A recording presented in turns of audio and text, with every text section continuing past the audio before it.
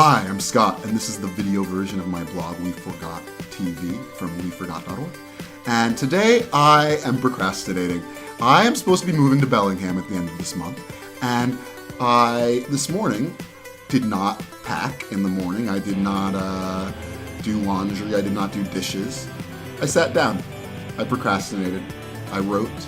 I made music. And I, in my young age, was very successful at procrastinating.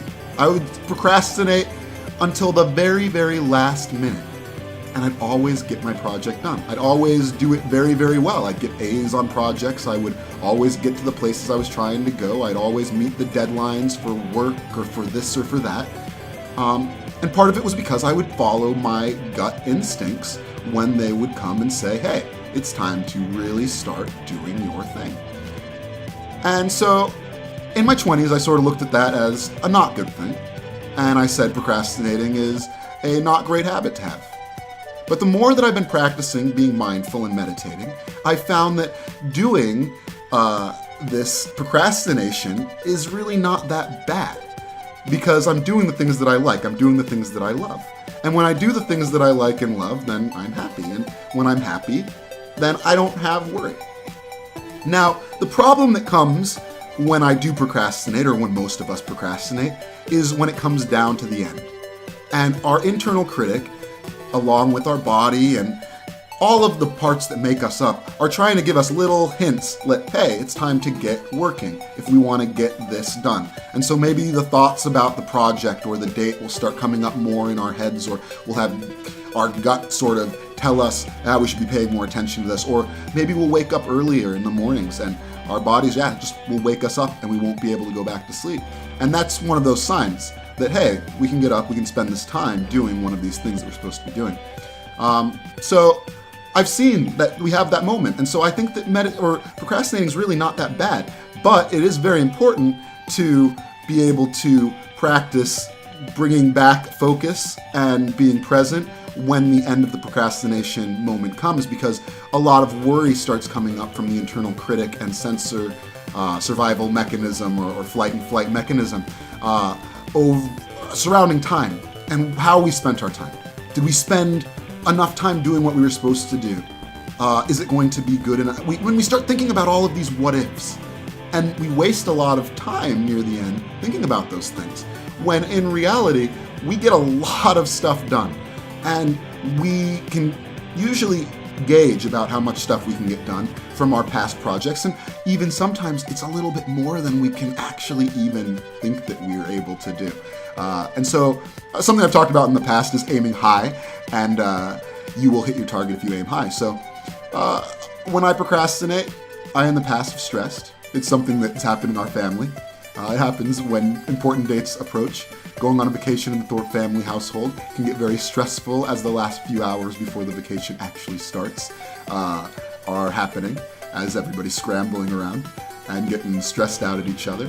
But those things happen because we start thinking about all of these things, like what ifs, or why did I not do this, or did I do this? And you start really second guessing yourself. And you don't have to, because either way, it's going to happen.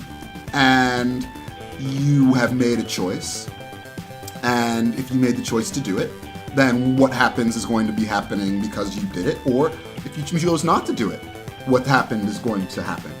And that can be a good or bad thing in the moment, but you get to pick in the end what your ultimate moment is. And we are all now here where we're watching and talking, and you know that you get to choose how you get to feel at this moment. And there's a lot of powerful things that are happening in our body that are fighting these things and chemical reactions in our brain. But when we do things like meditate and become mindful, we become aware of these things. And when we become aware of these things, then we're able to call control of these things when it is needed. Because it's great to have emotion. It's great to have feeling. It's great to be passionate.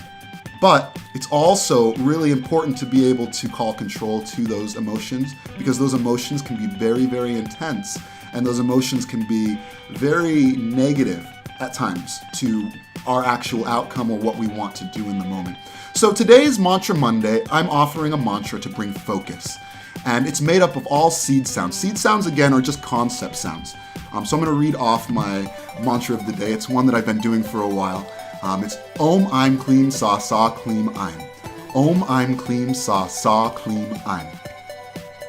And that means the Om is associated with the brow chakra, or the chakra located at the third eye. That's where masculine and feminine energy in the Vedic culture is said to unite. And meditating on the seed sound of Om is said to help relieve worry. Aim is the feminine seed sound for music, art, and just knowledge. Kleem is the energy to attract. It's neither feminine or masculine. Sa is associated with the heart chakra and its relationship to the brow chakra, or the third eye chakra. So again, that's Om Aim Kleem Sa Sa Kleem Aim.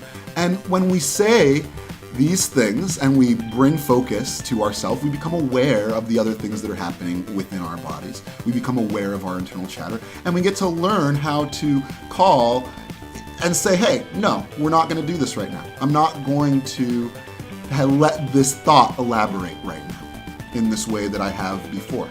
And it does still take a lot of practice. It does still take energy to tell yourself you're going to be thinking this way. It's not something that just all of a sudden is the easiest thing in the whole entire world, but when we practice it, we can do it. So we don't have to stress out, because we can say, hey, I'm in this moment, and I'm going to do my best in this moment. So what are some things that you guys have procrastinated on in your lives, and has it turned out okay? Has it turned out all right? Or, what was the results of our procrastinations in the past and even now?